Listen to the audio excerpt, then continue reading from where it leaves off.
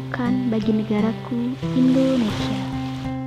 Memiliki sumber daya alam yang melimpah, wilayah perairan yang lebih luas dari daratannya, yang sering dijadikan sebagai tempat pelayaran dan perdagangan. Namun, apa daya, semua itu tidak bisa bertahan lama. Badai datang menerjang mereka yang membantu para konglomerat mengisi perut. Tak pernah berontak dan protes dengan nasib yang tak kunjung membaik, disertai hidup yang pas-pasan, membuat mereka kecewa. Begitu pula di Pulau Bali. Di balik keindahan panorama alam Bali yang sangat menakjubkan, tersimpan potensi besar perikanan di Pulau Dewata ini, terutama di bagian Bali Utara, lebih tepatnya di Kecamatan Grogak. Namun, semenjak berdirinya sebuah PLTU di daerah Selokan Bawang, tepat di pesisir utara, membuat perekonomian nelayan sekitarnya menurun. Selain itu, ada pula dampaknya bagi lingkungan seperti polusi udara, termasuk air.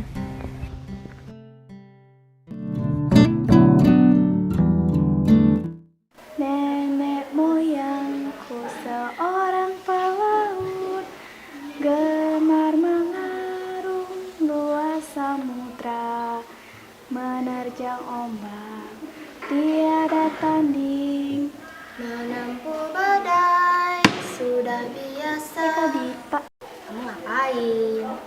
enggak sih, cuma iseng buka-buka atlas. Meskipun Indonesia negara kepulauan, masih banyak kok nelayan kita yang belum sejahtera. Contohnya desa kita. Kamu tahu kan kondisi nelayan di desa kita?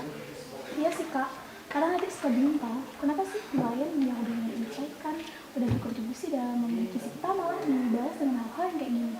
Suka kesel tau. Iya, nelayan kita kalah dengan nelayan asing dari segi peralatannya. Apalagi dengan hadirnya PLTU yang telah menguasai laut kita. Iya sih Kak, kehadiran PLTU ini benar-benar mempersulit nelayan kita. Dulu tuh nelayan kita banyak banget dapat ikannya, sekarang malah semakin sedikit. Apalagi sekarang malah berdampak juga ke perekonomiannya, malah menurun drastis juga. Udah, ayo kita pulang, nanti kita bantu bapak ke pantai. Ya bentar, tapi ini nih, jadi marah lagi. Udah, cepetan.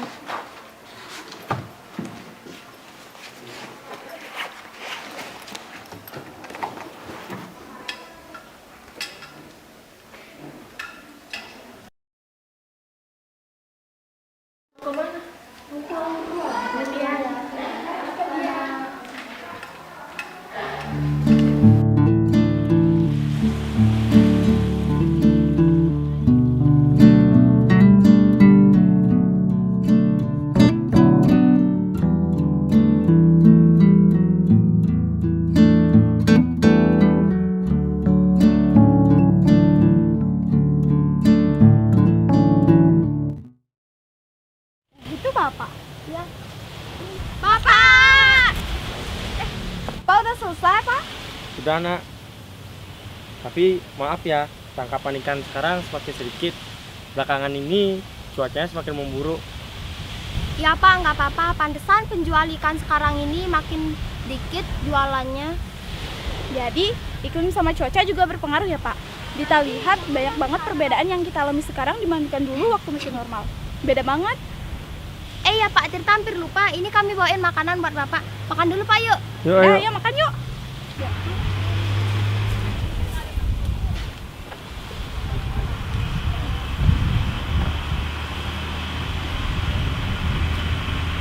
Asik makan. Lapar banget sih. Kamu ini kebiasaan. Ini Pak. Nah, Itu airnya.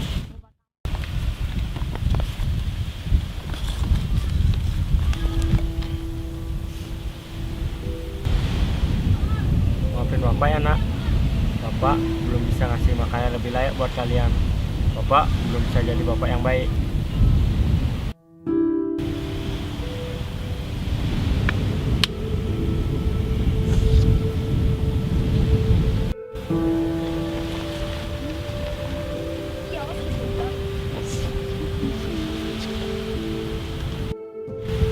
Di tengah kondisi yang seperti sekarang ini, kita tidak boleh menyerah nak.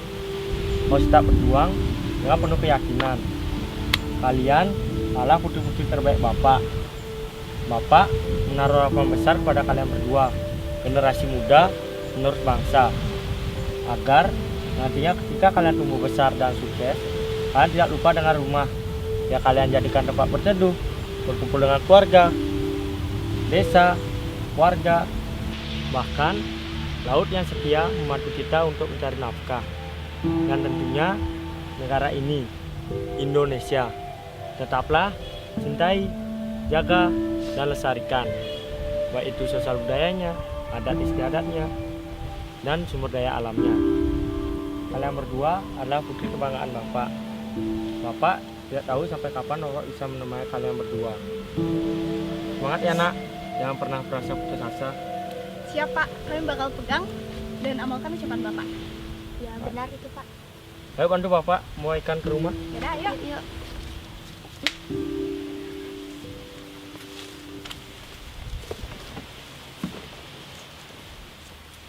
Yaudah, ayo.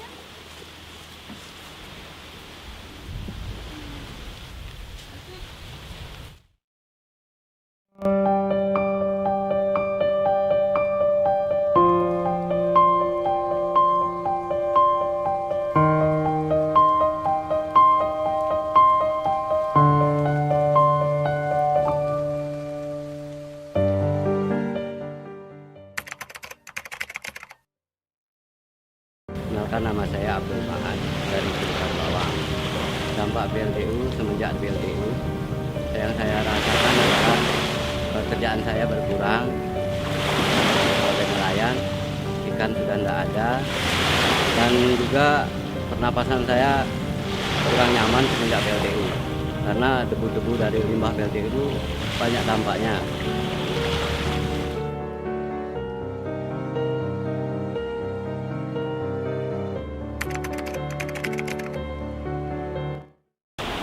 Saya mencari ikan di sini di laut, tapi jarang ikannya narik itu. Jam segini saya sudah pulang. Tapi dapat kecil-kecil ikannya. Yang penting saya ya enak-enak aja kerja mancing di laut gini ya sabu. Dapat segini kecil dapat. Kalau kedalamannya 50 meter itu kemungkinan ikannya besar-besar Bu. Di sini agak sulit lah mencari ikan kecil begini.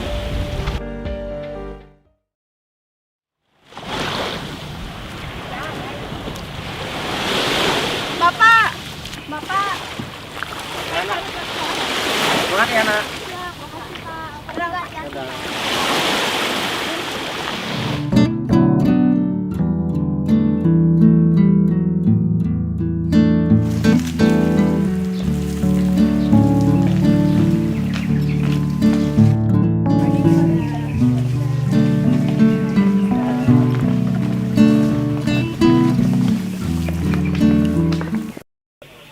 Kak, hari ini kita dapat pelajaran geografi kan?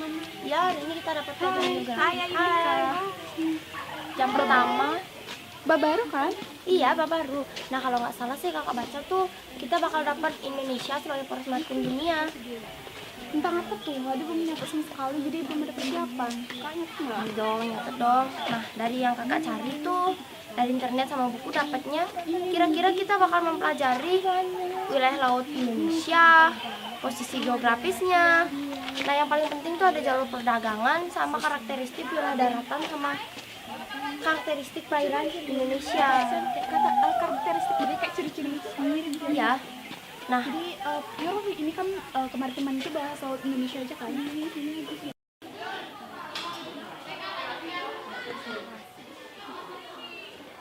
kita rasanya pengen banget bantu bapak biar tangkapan ikannya banyak lagi.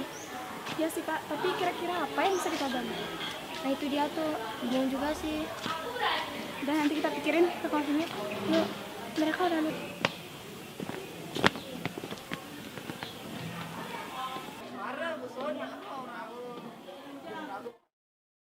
Selamat pagi semuanya. Selamat pagi.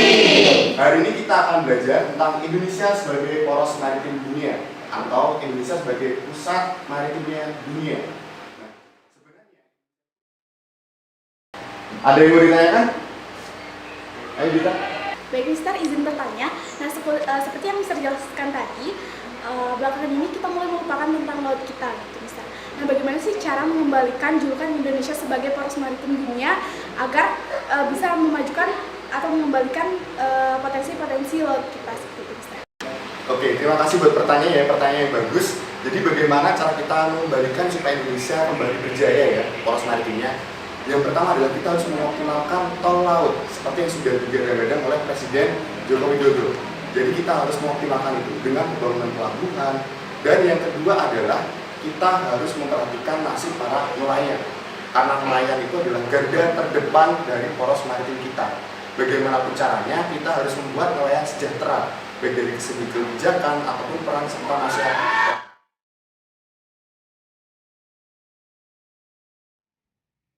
Pemerintah harus segera menyelesaikan benang kusut yang ada, terutama bagi nelayan sekitar. Harus ada pelatihan keahlian lain bagi para nelayan yang terdampak. Menyiapkan dokumen AMDAL dengan benar supaya polusi udara dan air tidak terjadi dan tidak merugikan masyarakat. Harus ada kolaborasi antara pengelola PLTU dan warga agar visi mereka tetap berjalan.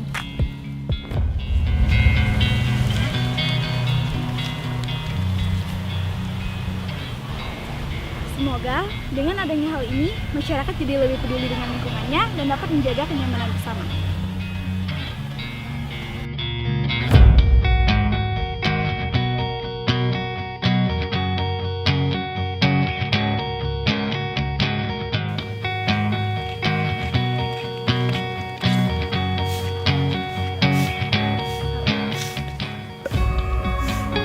Nah, itu tuh yang selama ini jadi permasalahan di Indonesia.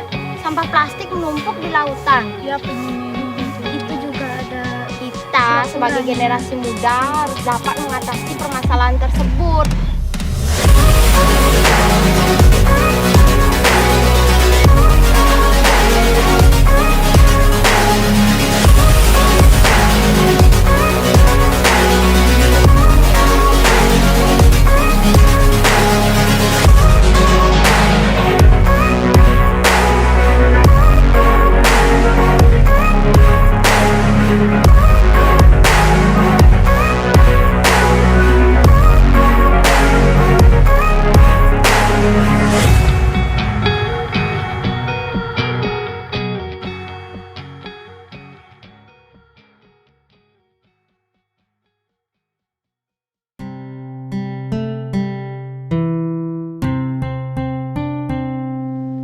Indonesia adalah negara yang besar dan memiliki potensi kemaritiman.